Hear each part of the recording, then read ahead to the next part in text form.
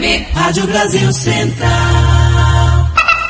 Em Goiânia, 7 horas. Agora, pela Rádio Brasil Central e RBC FM 90,1, o Mundo em Sua Casa.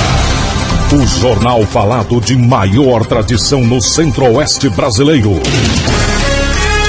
O Mundo em Sua Casa. A informação em cima do fato.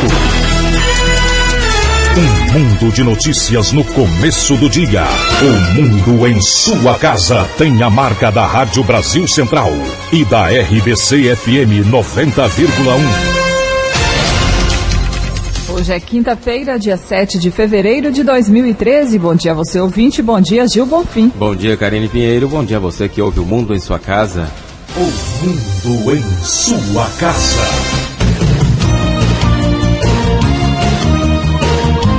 Confira agora os destaques de hoje. Cresce a aprovação do governador de Goiás, Marconi Perillo, aponta pesquisa. Suspeito de executar radialista muda versão sobre o crime e aponta policial. Gurgel envia para Minas depoimento que acusa Lula de elo com mensalão. Polícia do Senado desarticula grupo que dava golpes em parlamentares. Presidente da Câmara muda discurso e diz que vai cumprir decisão do STF. Brasil perde para a Inglaterra na reestreia de Felipão. E no Campeonato Goiano, Goiás vence, Vila e Atlético empatam. Esses e outros assuntos a partir de agora, aqui no Mundo em Sua Casa. O Mundo em Sua Casa. Tempo e temperatura.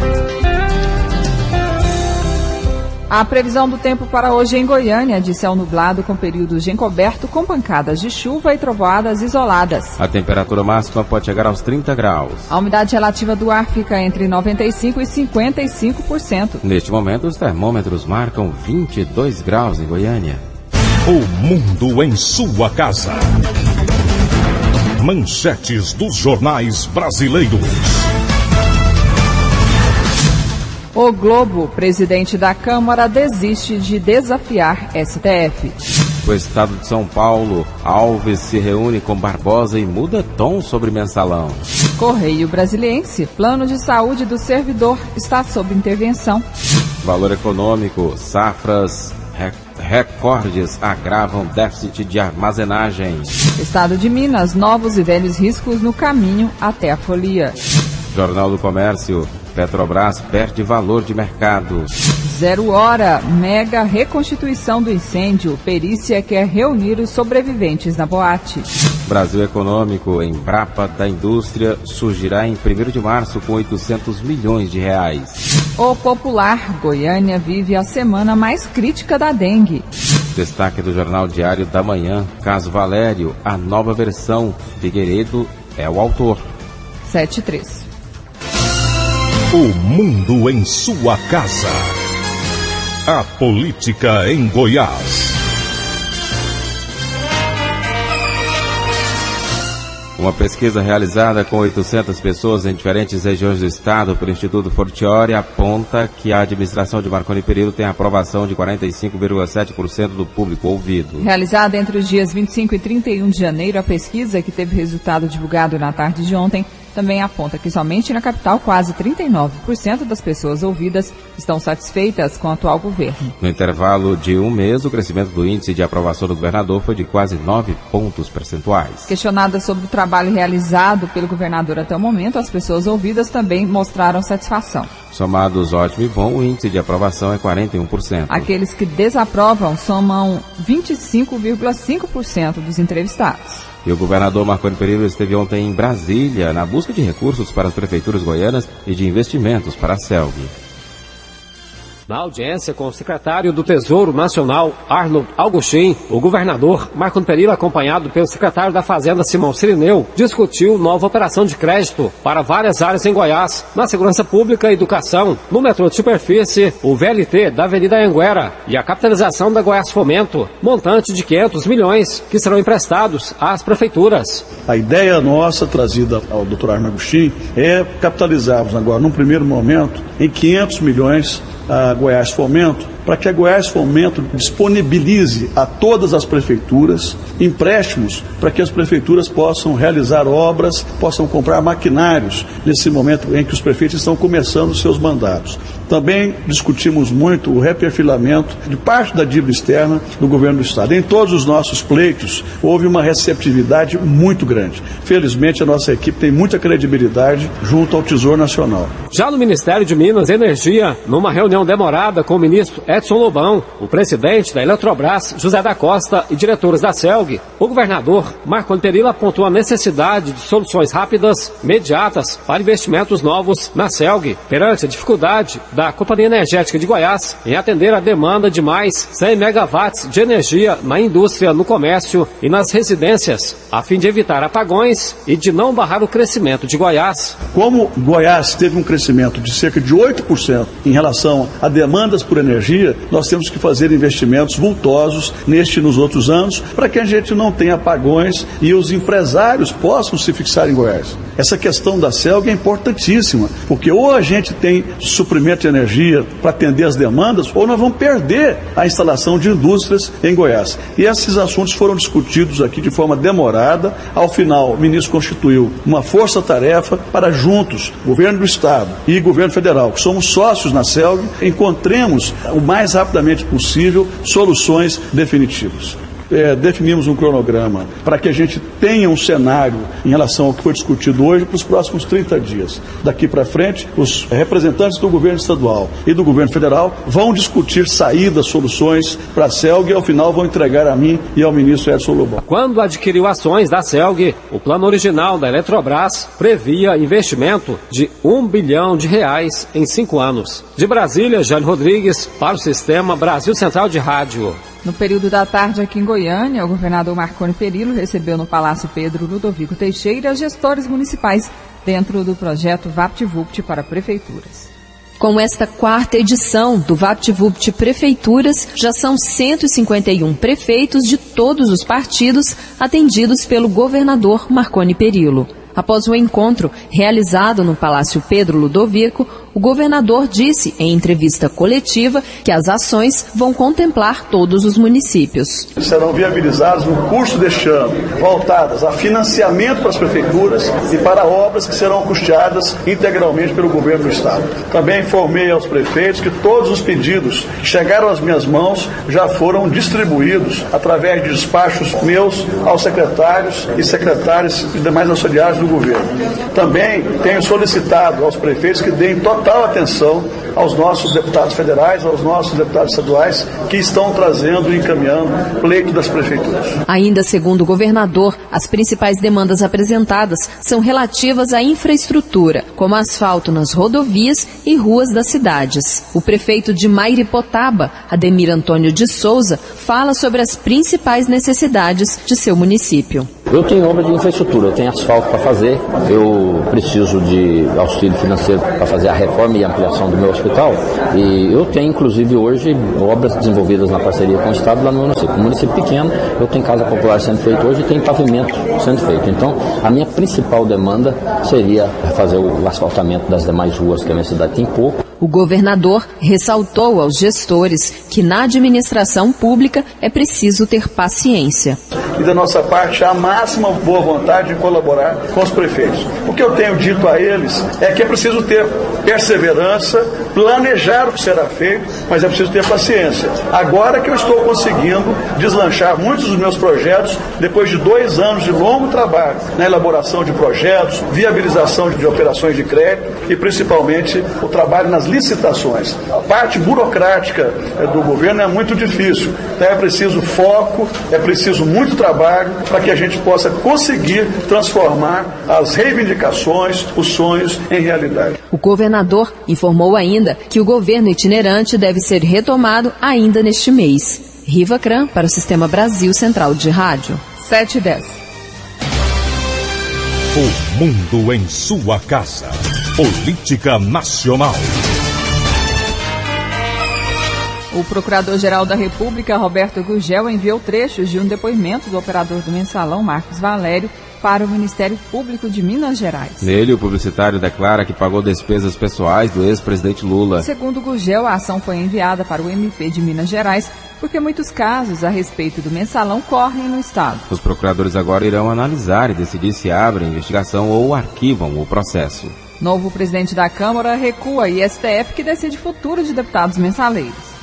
Depois de encontro com o presidente do Supremo Tribunal Federal, ministro Joaquim Barbosa, o presidente recém-eleito da Câmara dos Deputados, Henrique Eduardo Alves, voltou atrás no que havia dito sobre a responsabilidade dos poderes na determinação de cassação dos mandatos dos parlamentares condenados pela Corte no processo do mensalão, competência que ele afirmava ser do Legislativo. Segundo ele, não há risco de confronto e o momento é de aguardar os trâmites para que se possa seguir o regimento interno da Casa, atentando para prazos e questões correspondentes à defesa dos réus. Pode não cumprir a decisão do Supremo. O Supremo vai fazer o seu papel, analisando, como está analisando, vai discutir os embargos, vai publicar os acordos, e aí nós faremos aquilo que o nosso regimento determina que façamos, né? Finalizar o processo. Uma coisa complementa a outra, não confronta com a outra. Formalidades legais, saber se o direito de defesa foi exercitado, se os prazos foram cumpridos, né? Coisa de formalidades legais e ponto. No início desta semana, Joaquim Barbosa considerou especulação a possibilidade de a Câmara contrariar, descumprir decisão do Supremo sobre o assunto. O entendimento foi compartilhado pelo ministro Gilmar Mendes, que também comentou a situação nesta quarta-feira. Segundo ele, há formalidades seguidas pelo Legislativo, mas a decisão do STF é a que deve prevalecer. O tribunal nunca tinha se debruçado com uma questão tão complexa nessa dimensão e por isso, então, houve talvez essas expectativas num ou no outro sentido. Acho que está bem encaminhado. Tem formalidade sim que o texto constitucional exige. Isso está claro, por exemplo, que a mesa examine e delibere sobre esse assunto. De Brasília, Marina Fauci. 7:12. A Polícia do Senado informou ontem ter desarticulado uma quadrilha que aplicava golpes em senadores e deputados federais. Segundo a polícia, os integrantes da quadrilha se passavam por parlamentares e ligavam para um deputado ou senador pedindo ajuda, alegando uma necessidade urgente, informando o número de uma conta bancária para depositar o dinheiro. Só nos últimos 2 meses, a quadrilha teria extorquido pelo menos R$20 mil de deputados e senadores. As primeiras denúncias chegaram no final do mês de dezembro. O grupo, formado por 4 pessoas, tinha como base Alagoas e Sergipe, e 2 suspeitos já prestaram depoimento. Eles não foram presos porque não houve flagrante. Assim que for concluída a investigação, a polícia encaminhará as informações para o Ministério Público, que poderá denunciar os envolvidos à justiça por estelionato.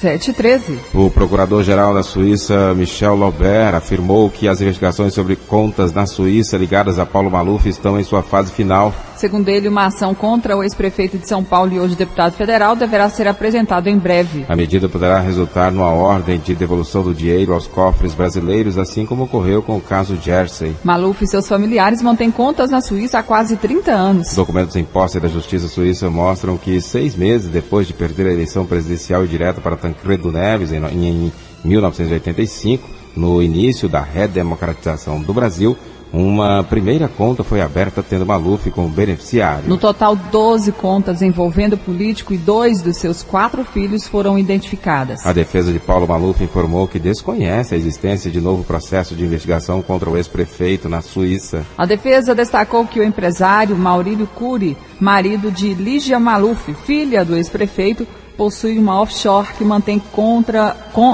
conta em território suíço. As movimentações financeiras dessa conta estão comunicadas na declaração de Maurílio ao fisco brasileiro. 7:14. O mundo em sua casa. A Arquidiocese de Goiânia convida você para o lançamento da campanha da Fraternidade 2013. Fraternidade e Juventude, eis-me aqui, envia-me. O lançamento será no dia 13 de fevereiro, quarta-feira de cinzas, às 9 horas da manhã, no auditório da Cúria Metropolitana. Para saber mais informações, acesse www.arquidiocesedegoiania.org.br. O mundo em sua casa.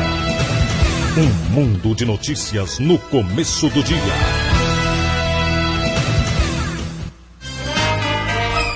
A Polícia Militar prendeu em Senador Canedo um homem com cerca de 1.000 CDs e DVDs piratas. Durante a investigação, a PM descobriu, por meio deste caso, um grande laboratório de reprodução no Parque das Amendoeiras, em Goiânia. No laboratório foi encontrado mais de 100 gravadoras e grande quantidade de material de informática. A PM descobriu também que um homem de 42 anos abastecia a Aparecida de Goiânia, Senador Canedo e região leste de Goiânia com material pirata.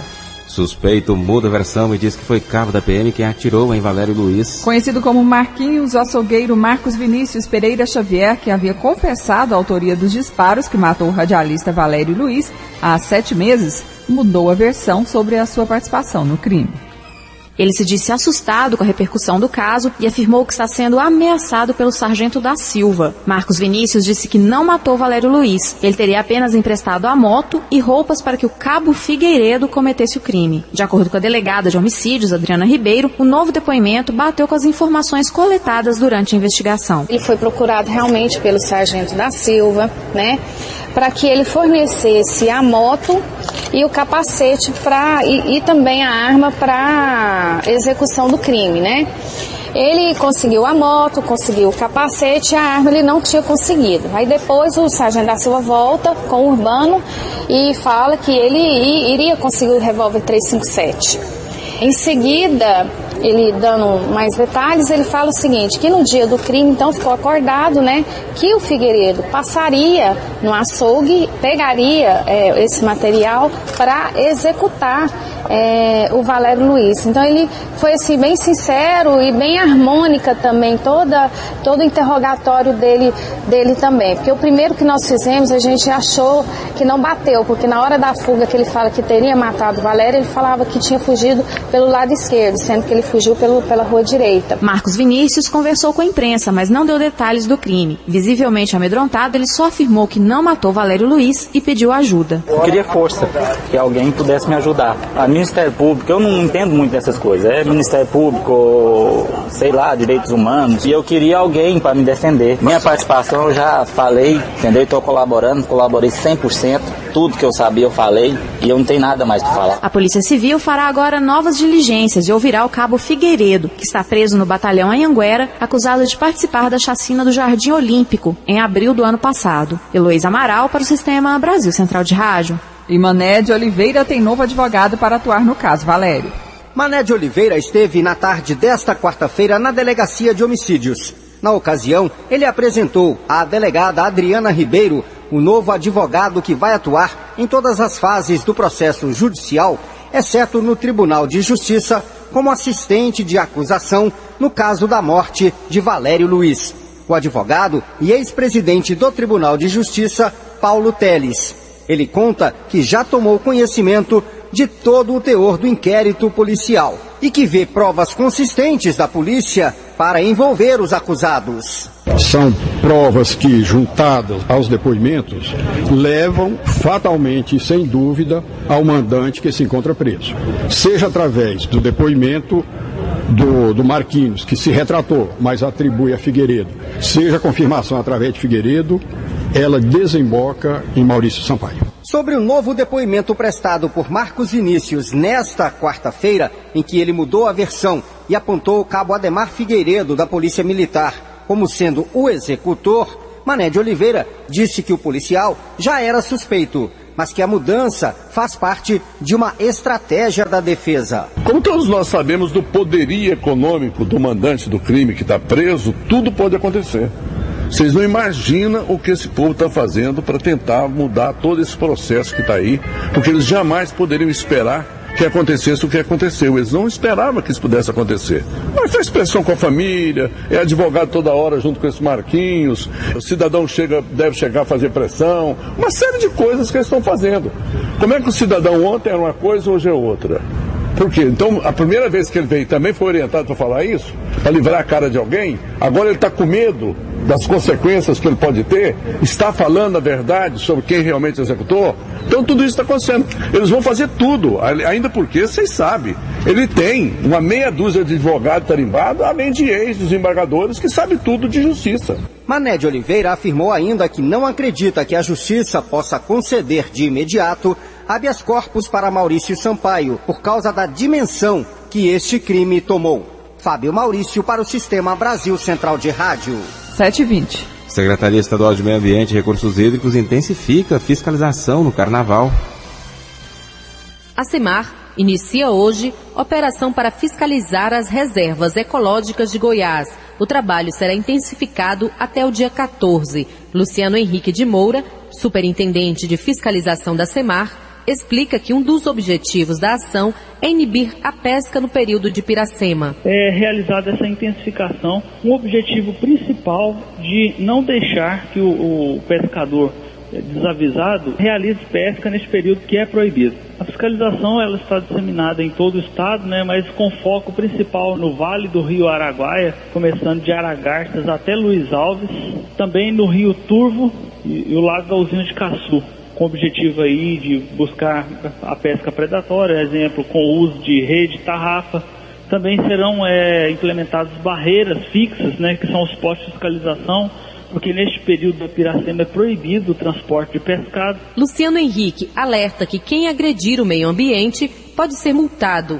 Se houver o transporte de qualquer quantidade de pescado, independente de qual ele seja, será considerado uma infração ambiental grave. Então essa multa pode variar de R$ 180 até R$ 5.000. A pesca será permitida apenas em reservatórios, dentro dos reservatórios, para quem estiver com a licença de pesca em mãos.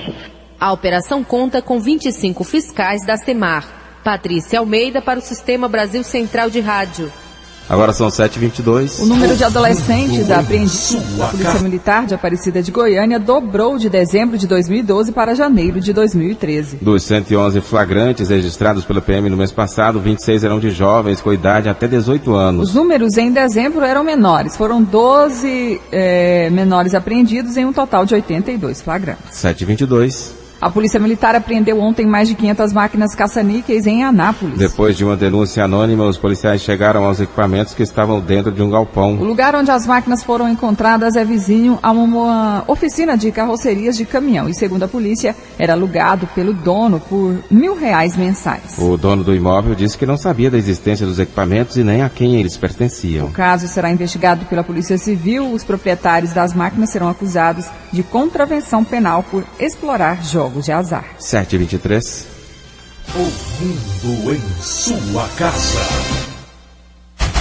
Carnaval 2013. A folia em Goiás você acompanha aqui no Sistema Brasil Central de Rádio.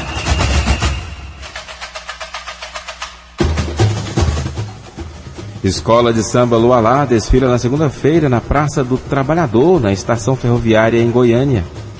A apresentação começa às 9 horas da noite e vai ter como enredo os 80 anos de Goiânia. Delgado Filho, presidente da Escola de Samba Lualá, fala sobre o desfile. Vamos fazer uma homenagem a Goiânia aos 80 anos. Um trabalho com mais de 500 pessoas que vai desfilar, com uns carros alegóricos muito bonitos, com esculturas sobre o patrimônio arquitetônico de Goiânia. E a gente vai muita animação. O Estrela Elétrica vai seguir a escola também, onde a população vai ter aqui atrás da Estação Cultura, a antiga estação ferroviária, aqui perto da rodoviária, dos trabalhadores, uma grande festa na segunda-feira a partir das 21 horas. Delgado Filho lamenta a falta de apoio da Prefeitura de Goiânia para o Carnaval. A Prefeitura de Goiânia já tem mais de 12 anos, mais de 8 anos, vai para 9 anos agora, que não realiza Carnaval em Goiânia, entendeu? Nos últimos anos ela simplesmente apoiou e com estrutura mínima possível as manifestações culturais das escolas de samba de Goiânia. A Escola de Samba Lualá, junto com o bloco Flor de Cerrado, e que se fosse possível a Escola de Samba ir em Avenida esse ano por causa da lei de incentivo à cultura do Ministério da Cultura do Governo Federal. O chefe de gabinete da Secretaria Municipal de Cultura, Danilo Moraes, informa que haverá um estudo e planejamento para que recursos sejam destinados para a festa do ano que vem. Agora, nossa intenção é abrir diálogos com a sociedade, com a comunidade, para saber o que Goiânia espera do Carnaval. Se não tem tradição, e Goiás tem uma forte tradição de Carnaval dos interiores e na capital não tem nada, claro que devemos pensar, enquanto Secretaria de Cultura, promover alguma coisa na cidade e saber o que a sociedade espera para que assim nós, enquanto Secretaria de Cultura, podemos promover e apoiar. A Escola de Samba Lualá se apresenta com 7 alas. Patrícia Almeida para o Sistema Brasil Central de Rádio. Carnaval 2013. A folia em Goiás você acompanha aqui no Sistema Brasil Central de Rádio. Queda na doação de sangue deixa Hemocentro de Goiás em estado de alerta. Com a aproximação do feriado de Carnaval, cresce a demanda por sangue nos hospitais de todo o estado. Segundo a gerente de capacitação do Hemocentro, Ludmila Ferreira, a situação é preocupante. No momento, estão disponíveis apenas 50 bolsas e para regularizar o estoque, o Hemocentro precisa atingir 400 bolsas até o próximo sábado. Diante desse quadro, o apelo é para que os doadores procurem a unidade o quanto antes. Se nós não conseguirmos atingir essa meta, a gente não consegue atender os hospitais, isso acaba prejudicando o atendimento emergencial dos hospitais, o UANA, o APA. Então, assim, nós temos que chamar mesmo a população vir doar, aquelas que ainda não doaram, que tem vontade de ajudar alguém, então venha ao Hemocentro, faça essa doação. Quando você doa, você está salvando até 4 vidas, e eu acho que não existe bem maior do que aquele de ajudar o próximo. Se em Goiás houve baixa na coleta, a situação não é diferente no resto do país. No mês de janeiro, o Instituto Nacional do Câncer em São Paulo registrou queda de 50% nas doações. Segundo Ludmila Ferreira, a campanha Sangue Herói, realizada pelo Corpo de Bombeiros em Goiânia, trouxe grande ajuda. Uma mobilização entre os funcionários da Saneago e atletas do time de basquete da ACESGO também contribuiu, mas o total coletado ainda não é suficiente. Por isso, o Hemocentro vai abrir neste sábado e espera contar com a solidariedade do goianiense. A população precisa realmente abraçar a causa, da doação de sangue e comparecer ao Hemocentro, porque no feriado de Carnaval nós precisamos de mais unidades de bolsa de sangue. O brasileiro tem aquela questão de só fazer doação de sangue quando alguém que ele conhece precisa. Hoje mesmo nós estamos com um estoque de 55 bolsas. Esse estoque de hoje ele não supre a necessidade dos hospitais de Goiânia. Para doar sangue não é preciso ficar em jejum, basta estar em boas condições de saúde, pesar mais de 50 quilos e não ter ingerido bebida alcoólica. Menores de 18 anos precisam de autorização dos pais. O Hemocentro de Goiás fica na Avenida Anhanguera, setor Coimbra, ao lado do Hospital Materno Infantil. Márcia Alves, para o Sistema Brasil Central de Rádio. 7h28. Confira agora como será o carnaval em Pirenópolis. A cidade de Pirenópolis se prepara para oferecer um carnaval bem tradicional aos foliões. Sobre este assunto a gente conversa agora com Sérgio Radi, ele que é secretário de turismo do município. Sérgio, o que a cidade organizou para o carnaval 2013? Nós vamos fazer a mesma edição de carnaval de época, uma edição que nós temos feito já há 4 anos.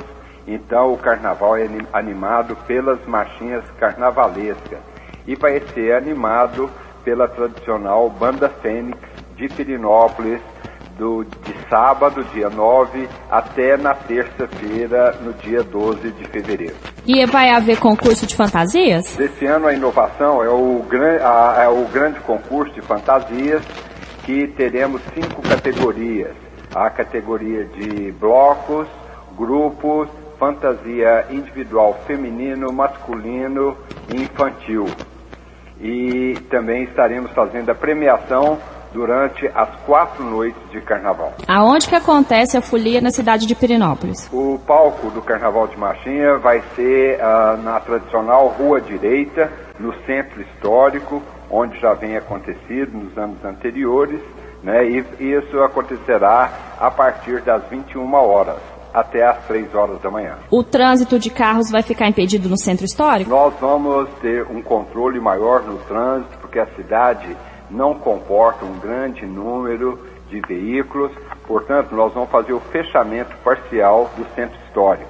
E com isso nós teremos agentes municipais controlando as áreas que serão fechadas, e temos algumas normas também que a Polícia Militar estará colaborando para uma melhor organização. Secretário, sobre a questão de infraestrutura, policiamento, hospitais, hotéis, como que a cidade se preparou para receber os foliões do Carnaval? Pirenópolis já tem uma grande estrutura hoteleira, então quase que todas as pousadas já estão lotadas para o evento. Inclusive nós indicamos aqueles que tiverem intenção de vir para o período de Carnaval, não venham antes de fazer suas reservas e confirmarem essas reservas para não ter desabores no período. A questão de policiamento, como eu falei, segurança, a Polícia Militar vai estar apoiando, nós vamos ter um número maior de efetivos que estará vindo para a cidade especificamente para esse período de carnaval. Secretário, pode haver desabastecimento na cidade? Faltar energia, faltar água? Nós esperamos que não. Já fomos comunicados, aí enviamos ofício tanto para a CELG quanto para a Saneago, solicitando maior apoio para que não aconteça também a falta de energia durante essas festividades. Secretário, quero abrir o espaço então para o senhor convidar os ouvintes para prestigiar o carnaval da cidade de Pirenópolis. Nós queremos convidar a todos aqueles para prestigiar o carnaval de Pirenópolis. É um carnaval cultural, é um carnaval tranquilo. Será proibido o uso de som automotivo na cidade. Então pedimos já a colaboração de todos aqueles que tiverem intenção de vir.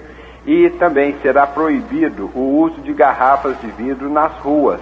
Então, para todos estarem atentos, porque vai ser um caso que teremos apoio da Polícia Militar para fazer cumprir essas normas. Então estão todos convidados, é um carnaval de família, é um carnaval bem tranquilo, então nós queremos manter essa tranquilidade do nosso destino. Nós conversamos com o Sérgio Radi, ele que é secretário de Turismo da cidade de Pirenópolis. Eva Taut para o Sistema Brasil Central de Rádio. Carnaval 2013. A folia em Goiás você acompanha aqui no Sistema Brasil Central de Rádio. O mundo em sua casa. Um mundo de notícias no começo do dia. Agora são 7h32. A Polícia Militar lança hoje à tarde em Aparecida de Goiânia o programa Cidade Segura, atuando nas regiões que apresentam as maiores incidências criminais no município. Além da PM, a ação integrada contará com o apoio das Secretarias de Regulação Urbana e Meio Ambiente, Superintendência Municipal de Trânsito de Aparecida, Conselho Tutelar e Juizado da Infância e Juventude. E para falar mais sobre o programa, vamos conversar com o Coronel Silvio Benedito Alves, ele é comandante do 2º CRPM. Bom dia. Bom dia, Karine. Bom dia, Gil. Bom dia aos ouvintes da Rádio Brasil Central. Comandante, quais são as principais ações que envolvem o programa Cidade Segura em Aparecida? Olha, Gil, é um grande projeto esse trabalho, na verdade. Vai ser só uma operação. Nós estamos já mapeando toda a cidade. Vamos estar verificando questão de som automotivo, questão de distribuidoras de bebida, que na verdade hoje muitas delas têm virado local de boca de fumo, né, como é dito. Bares que estão funcionando sem licenciamento, sem alvará. Estaremos fazendo realmente um trabalho de ostensividade em conjunto com os órgãos da Prefeitura, a SEMA, a Secretaria de Ação Urbana, a SMTA, que é a área de trânsito. Então será um grande projeto que nós estaremos lançando hoje às 15 horas na cidade de Aparecida de Goiânia. Quais as regiões mais preocupantes, Coronel? Nós estaremos de início, como mapeamos, as 100 distribuidoras que estão dando problema e os 100 bares que estão dando problema. Geralmente esses bares estão situados na região sudeste de Aparecida, o Mar de Germana, Tiradentes, Independência Nações. Vamos iniciar por essas regiões. Coronel, o tráfico de drogas seria o principal problema relacionado à criminalidade em Aparecida de Goiânia? Não só de Aparecida, né? Hoje a questão do tráfico de entorpecente é uma questão mundial, né? A questão do mundo, do Brasil, não é diferente em Goiás nem em Aparecida. Esse crime ele fomenta os demais crimes, né? Com certeza a pessoa vai furtar, vai roubar, vai matar para manter o seu vício ou manter seus lucros traficando drogas que são ilícitas. Basicamente, como que vai ser o trabalho da polícia? Como que vai ser a atuação mais ostensiva nessas regiões? Nós estaremos, a partir de hoje, com o lançamento dessa operação, em conjunto com esses outros órgãos que eu já disse, trabalhando em locais já mapeados, nós chamamos mancha do crime, e teremos viaturas específicas, policiais específicos para essa operação, a comando de um oficial, todos os dias.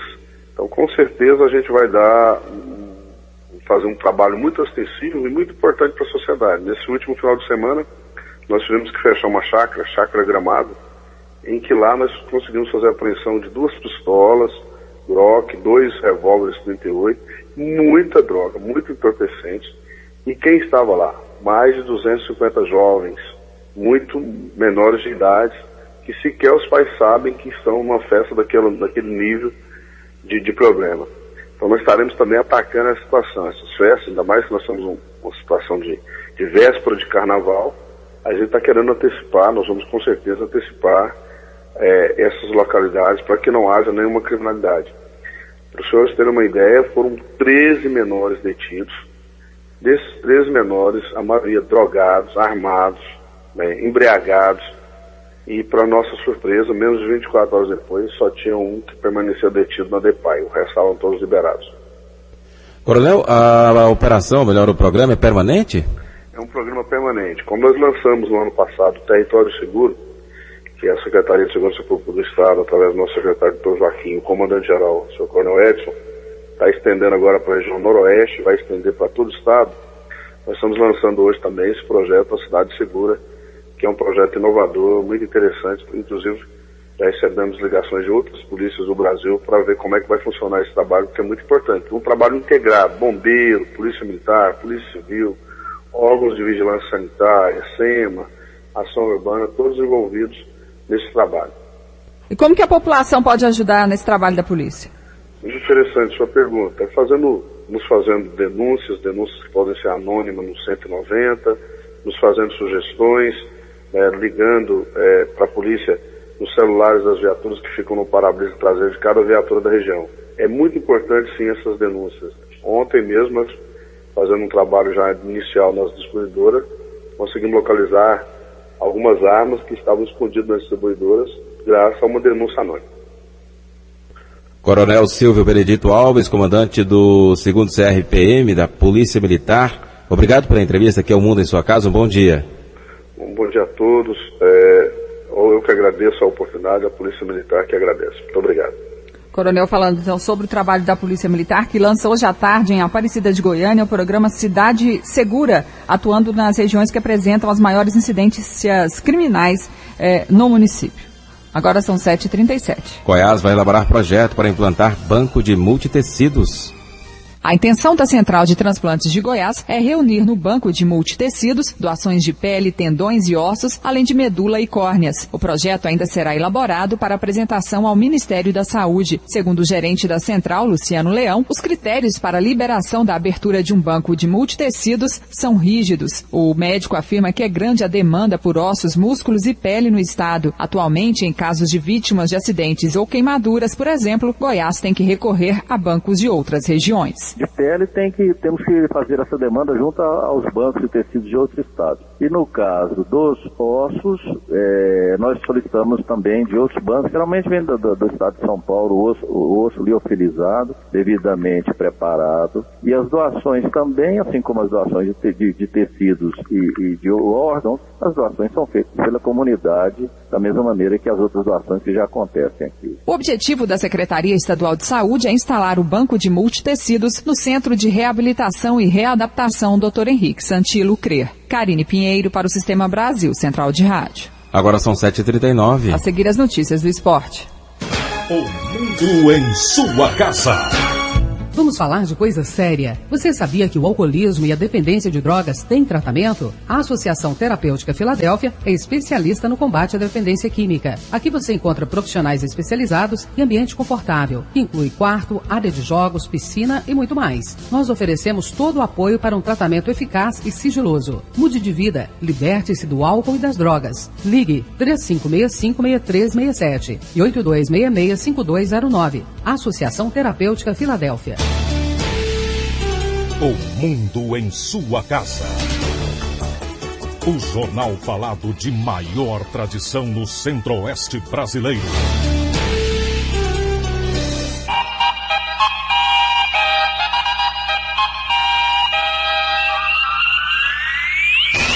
O Mundo em Sua Casa.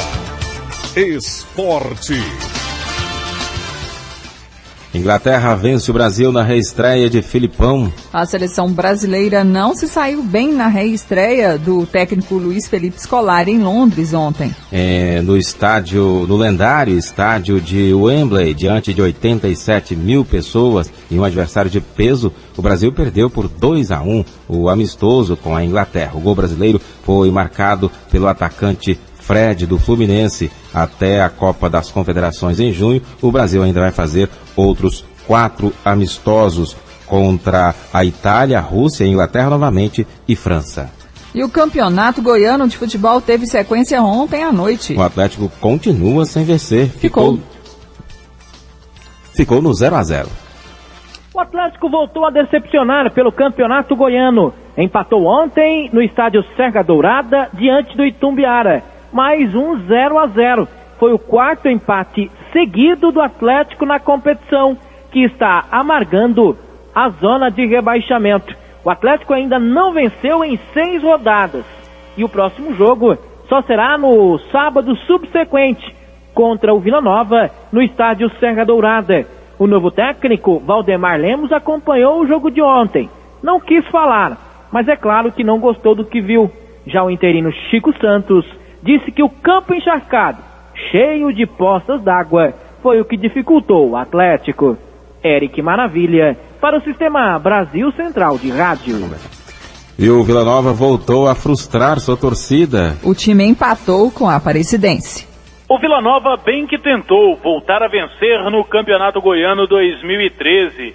Ontem, diante da Aparecidense, diante da torcida no Anésio Brasileiro Alvarenga, abriu o placar com menos de 1 minuto de jogo. Chegou a fazer 2-0, mas acabou cedendo o empate. E agora já são 2 jogos sem saber o que é vencer no Goianão 2013. Com a pausa do campeonato por conta das festividades de carnaval, só no outro fim de semana, pouco mais de 10 dias para o Vila voltar a campo, no clássico diante do Atlético. O técnico Dario Pereira, que tem muitos problemas, não poderá contar com o atacante Riantony, que foi expulso ontem. E o departamento médico colorado está cheio. Mais um jogador entrou no DM do Vila. O meio-campista Osmar acabou sentindo ontem uma contusão na coxa e preocupa. Muito provavelmente ficará fora do jogo diante do Atlético. Outros jogadores que estão no departamento médico do Vila: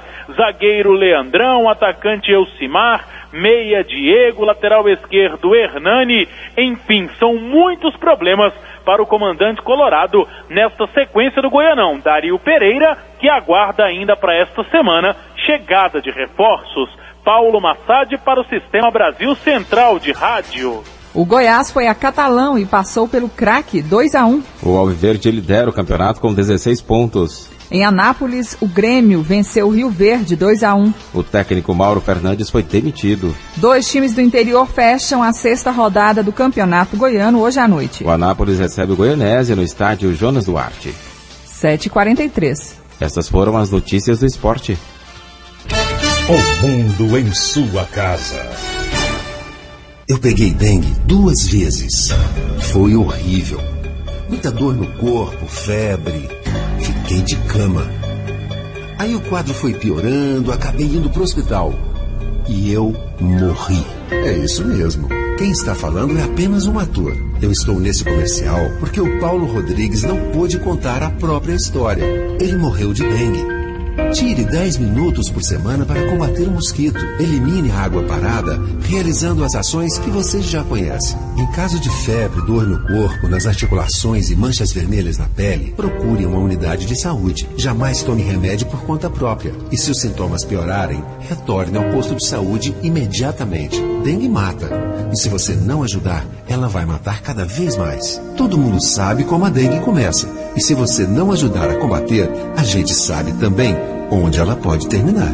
SUS, Secretaria de Estado da Saúde, Governo de Goiás. O mundo em sua casa. A informação em cima do fato. Apesar de alta na inflação de janeiro em Goiânia em relação a dezembro de 2012, o índice é menor que o registrado no mesmo período do ano passado. Aumento do preço dos combustíveis anunciado no final de janeiro e queda no valor da tarifa de energia elétrica contribuíram para o resultado. A inflação de janeiro ficou 0,19% maior que a taxa registrada no mesmo período do ano passado. O índice de preços ao consumidor teve variação de 1,31%. O resultado, segundo a chefe de gabinete de gestão do Instituto Mauro Borges de Estatísticas e Estudos Socioeconômicos, Lília Maria Silva Prado, foi provocado pelos grupos de alimentação, despesas pessoais e educação. Só para ficar aí em 2 exemplos, né, nós tivemos o tomate com valor maior em 70% no mês de janeiro e a batata inglesa com valor maior em 43%. 2 produtos muito importantes para nós com preços bem mais elevados, né? Então o grupo alimentação pesou, o segundo foi despesas pessoais por conta de quê? Pelo reajuste do salário mínimo, né? E o terceiro grupo, né, como sempre ocorre em janeiro, foi o grupo da educação, que pressionou. Então nós tivemos aí as mensalidades escolares mais caras, né? Os itens transporte e habitação, apesar de contribuírem pouco para a inflação do mês, influenciaram principalmente pela alta no preço dos combustíveis e pela queda no valor da tarifa de energia elétrica, mas o maior impacto só poderá ser sentido em fevereiro, como avalia Lilian Prado. Para esse fevereiro agora nós temos a queda da energia elétrica, mas temos também a alta do combustível, né? Aí ficamos na expectativa dos alimentos, de como esses fatores sazonais vão atrapalhar ou não, né, a produção de hortaliças, de frutas.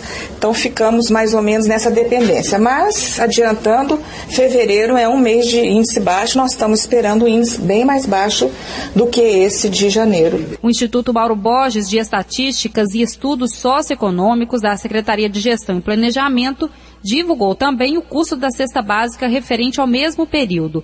O resultado aponta uma variação de 4,67% e uma participação no salário mínimo de 35,77%. 9 produtos dos 12 que compõem a cesta tiveram reajuste. Fernanda Oliveira para o Sistema Brasil Central de Rádio. E o secretário estadual de Indústria e Comércio, Alexandre Baldi, divulga amanhã o resultado da balança comercial goiana do mês de janeiro. Agora são 7h47. Goiânia já registra nos primeiros meses deste ano 87% do total de casos de dengue contabilizados em todo o ano de 2012. Já vamos falar sobre este assunto com a Secretaria Municipal de Saúde. Após o governo estadual afirmar no início desta semana que não interfere nas políticas industriais dos municípios, representantes do setor industrial defendem que este possa ser um bom momento para discutir o arranjo de um novo programa de incentivos fiscais focado na sustentabilidade da capital. Os representantes das entidades empresariais são favoráveis à manutenção dos incentivos fiscais, desde que sejam modernizados e beneficiem empresas de pequeno e médio portes não poluentes, obedecendo à vocação de cidade sustentável, com indústrias limpas, como de tecnologia e confecção. Para falar mais sobre esse assunto, vamos conversar agora com a presidente da ACIEG, Associação Comercial e Industrial do Estado de Goiás, Leni Queiroz. Bom dia. Bom dia. Bom dia, ouvintes da RBC. Como que os incentivos fiscais podem ser modernizados para beneficiar as empresas de menor porte?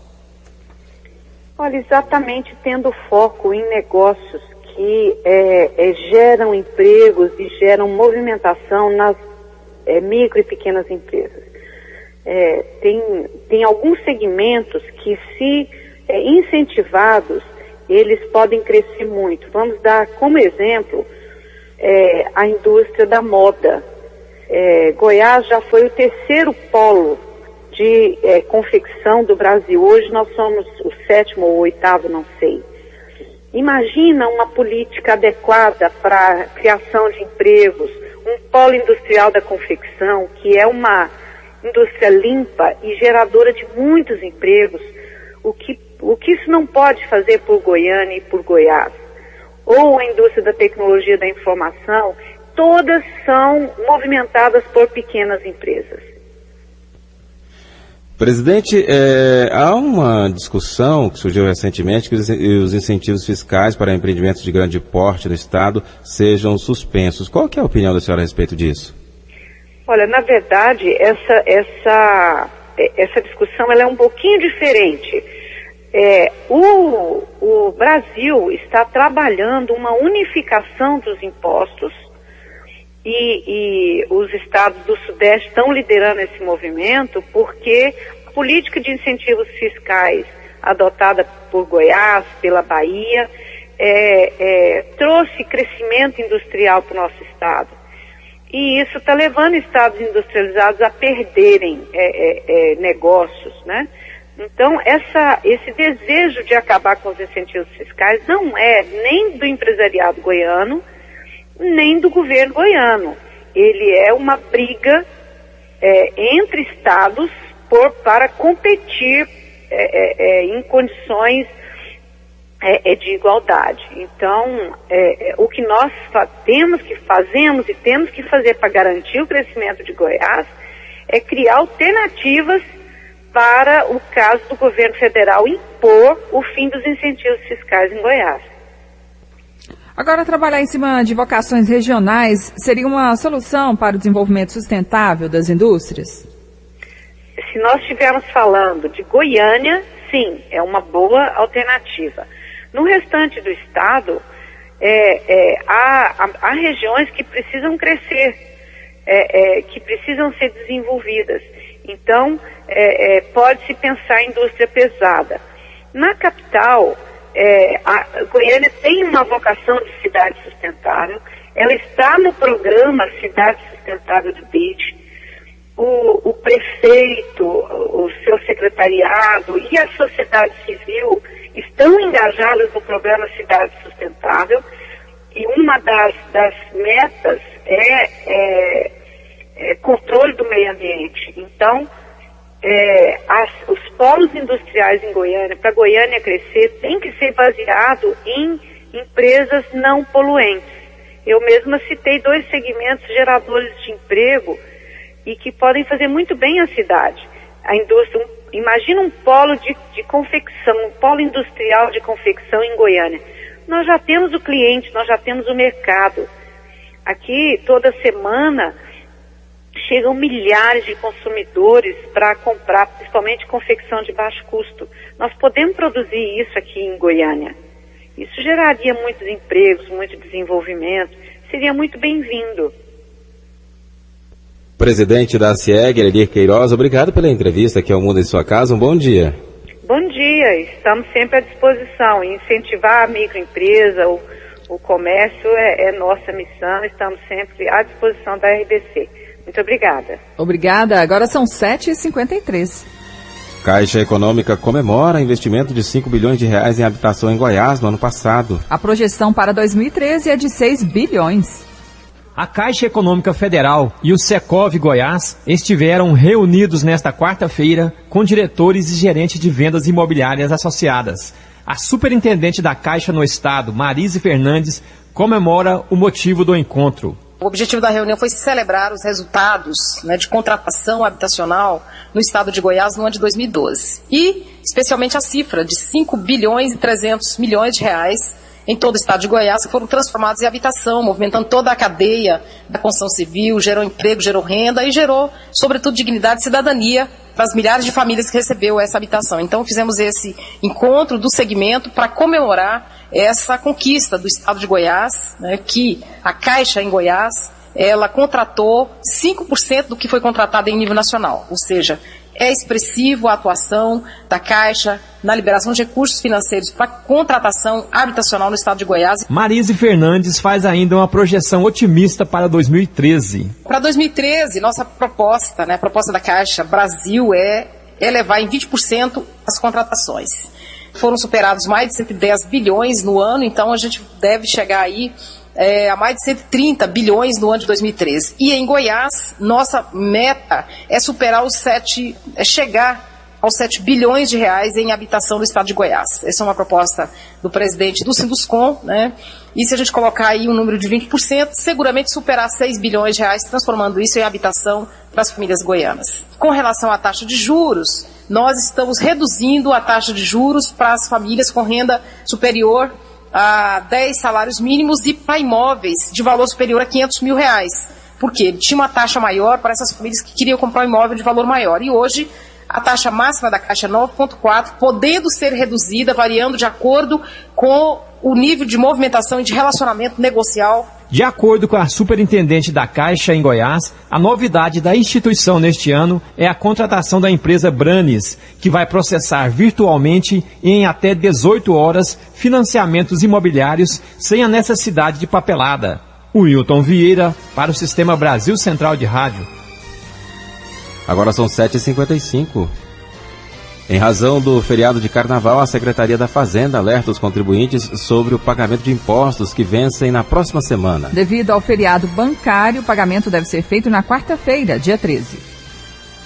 7h55, a Secretaria de Saúde define ações de intensificação da campanha de combate à dengue nas cidades do entorno de Brasília, onde a doença é considerada epidemia. A maior dificuldade é que a maioria dos casos é registrada no Distrito Federal.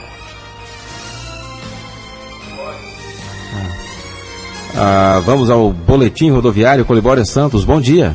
Bom dia, ouvintes da Brasil Central. Lembrando que o Carnaval está chegando, um feriadão aí, final de semana prolongado. Muita gente vai viajar para pular Carnaval, vai viajar também para descansar. E, mais uma vez, aquele lembrete, olha, prudência, muito cuidado, procure viajar durante o dia, verifique bem as condições do veículo e tudo mais. Mas, principalmente, prudência, siga as leis do trânsito. E lembrando, hein, o bafômetro está te esperando nas estradas. Cuidado aí com a balada responsável, tudo bem? Bom, nas últimas 24 horas, nós tivemos nas rodovias goianas 25 acidentes, 10 feridos e uma vítima fatal. O acidente mais grave foi uma saída de pista ontem por volta das 2 da tarde, na BR-060, quilômetro 198, entre Goiânia e Indiara. Uma S10 placa NKJ 6819 de Rio Verde, o motorista Gustavo Belintani Iplinski, vítima fatal. Libório Santos, Sistema Brasil Central de Rádio. 7h57. E agora você ouve a matéria sobre a epidemia de dengue na região do entorno do Distrito Federal. As cidades do entorno de Brasília, consideradas dormitório, enfrentam a epidemia da dengue. Pelo menos 6 municípios da região estão em estado de alerta. Segundo a Secretaria de Saúde do Estado, o número dos casos confirmados está entre 700 a 1.000 pessoas atingidas. Mas esse número pode ser bem maior, já que a maioria é mesmo registrada em postos de saúde do Distrito Federal, como explica o coordenador de combate à doença, Murilo do Carmo Silva. No caso do entorno, os pacientes usam lá a casa como um dormitório, né? Eles trabalham em Brasília e acabam vindo dormir no entorno de Brasília. Então essa dificuldade para os agentes de combate a endemias não encontrar essas casas abertas e outras dificuldades que tem na redução do índice de pendência para poder tentar diminuir esse quantitativo de casos dessa doença.